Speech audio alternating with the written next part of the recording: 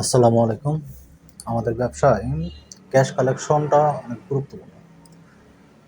যদি একাধিক ম্যানেজার থাকে সেক্ষেত্রে কে কত টাকা ক্যাশ কালেকশন করতেছে, অথবা যদি একজনই হয় তাহলে আসলে মোট ক্যাশ কালেকশন কত এবং ফিজিক্যালি ক্যাশ কত আছে এটা আসলে মিলানো খুব প্রয়োজন হয়। তো এটা আমরা কিভাবে মিলাইতে পারি? আমাদের সফটওয়্যারে যে এন্ট্রি করা হচ্ছে এই এন্ট্রি থেকে কিভাবে দেখতে পারি যে ক্যাশ কালেকশন কত টাকা হয়েছে, সেটা দেখার জন্য অফিস থেকে গিয়ে ক্যাশ পজিশন এখানে দেখেন যে আমার এখানে দুইটা অ্যাকাউন্ট আছে। দুইটা অ্যাকাউন্টে ক্যাশ ফিগার 0 টাকা করে আছে। মনে করেন যে কোনো এখানে 0 টাকা মানে কোনো তাদের ক্যাশ কালেকশন নাই। তো আমরা এটা যাচাই করে দেখি যে আসলে এই কালেকশনটা কি আসলে সঠিকভাবে কাজ করতেছে কিনা। এর জন্য আমরা ফান্ড ট্রান্সফার দিই। ফান্ড ট্রান্সফারে এখানে দেখেন একটা ফান্ড সোর্স দেখাচ্ছে আর একটা ফান্ড ডেস্টিনেশন দেখাচ্ছে। ফান্ড সোর্স মানে হচ্ছে ফান্ডের উৎস, আর ফান্ড ডেস্টিনেশন মানে ফান্ডটা কোথায় যাচ্ছে। এখানে ফান্ড সোর্সে ক্যাশ এ নামে একজন ইউজার আছে, তার যে ক্যাশ, আর ডেস্টিনেশন দেখাচ্ছে ক্যাশ আসিফ 01 নামে একটা ইউজার আইডি আছে। এই ইউজার আইডির কাছে যে ক্যাশটা আছে। আচ্ছা, তো আমি একটা টেস্ট ট্রানজ্যাকশন করি যে ক্যাশ এ থেকে 500 টাকা সাপোজ ক্যাশ আসিফ 01-এ ট্রান্সফার দিই। এখানে অবশ্যই ডেসক্রিপশন দেখবেন।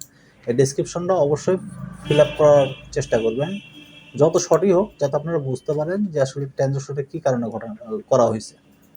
তো আমরা এখানে টেস্ট একটা ট্রানজ্যাকশন করি 500 টাকা ক্যাশ এ থেকে ক্যাশ আসিফ 01 ফান্ড ট্রান্সফার দিলাম।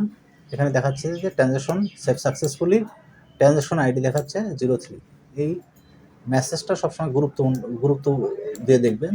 আসলে এই মেসেজের মাধ্যমে জানা যাচ্ছে যে আসলে ট্রানজ্যাকশনটা হয়েছে, সাকসেসফুলি হয়েছে। আর ট্রানজ্যাকশন আইডি আপনারা যদি ভাউচার মেনটেন করেন তাহলে ভাউচারটাতে এই ট্রানজ্যাকশন আইডিটা লিখে রাখবেন, যাতে ভবিষ্যতে কোনো সময় এই ট্রানজ্যাকশনটাকে কোনোভাবে এডিট কিংবা কোনো কাজ করতে গেলে আমি আমাদের এই সফটওয়্যার থেকে যাতে খুঁজে পাই।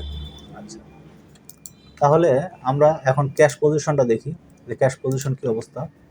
দেখেন ক্যাশ একে আমি ফান্ড সোর্স দেখাইছিলাম 500 টাকা, তার মানে ক্যাশ এ থেকে 500 টাকা বিয়োগ হয়েছে, আর ক্যাশ আসিফ 01 থেকে 500 টাকা যোগ হয়েছে।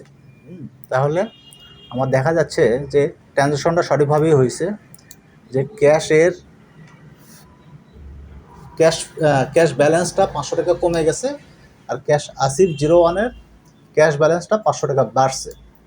তো আমরা দিন শেষে যখন কালেকশন নিব কিংবা কালেকশন করব কিংবা কালেকশন মিলাবো আমরা ফিজিক্যাল ক্যাশের সাথে, তখন আমরা এখান থেকে দেখবো যে ক্যাশ পজিশনটা কী আছে আর তার সাথে ফিজিক্যালি এই টাকাটা আছে কি না। যদি না থাকে তাহলে আপনারা বুঝতে পারবেন যে হয়তো বা কোনো ট্রানজ্যাকশন ভুল হয়েছে, অথবা কোনো ট্রানজ্যাকশন এন্ট্রি করা হয়নি, যার কারণে মিসম্যাচ করতেছে। তখন আপনি সহজেই বুঝতে পারবেন যে আপনার ভুল হয়েছে কি না।